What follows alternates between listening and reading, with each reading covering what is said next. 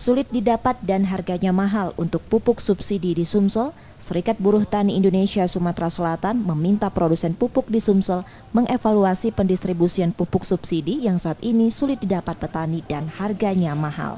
Alokasi pupuk subsidi hanya terrealisasi 60% dan 20% non-subsidi.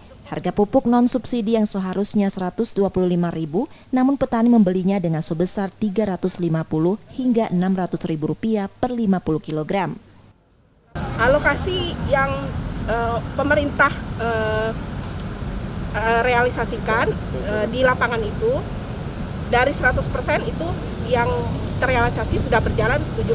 Namun di lapangan untuk pupuk subsidi yang terrealisasi itu hanya baru 60%. Dan untuk pupuk non-subsidi itu hanya 20%. Jadi celah-celah ketimpangan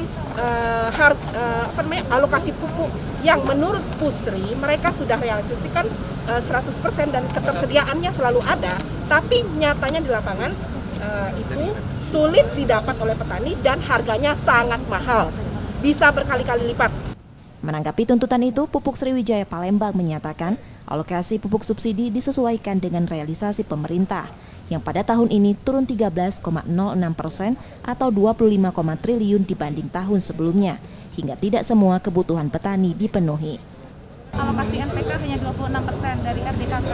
Oh, dari makanya, awal? Makanya kalau misalnya ada berita pupuk langka itu mungkin disebabkan karena tidak semua kebutuhan petani ini dipenuhi oleh pemerintah. Oh, memang dari awal sudah dibatasi ya? Iya, memang kan alokasi subsidi kan disesuaikan dengan anggaran pemerintah. Jadi jumlahnya tidak seluruh kebutuhan itu dipenuhi, tapi disesuaikan dengan anggaran pemerintah. Di Sumsel, kuota pupuk subsidi hanya 60% dari RDKK dan terdapat 42 agen pupuk yang tersebar di masing-masing kabupaten kota di Sumsel. Reski Oktora, Muklas Diferensial, Kompas TV, Palembang, Sumatera Selatan.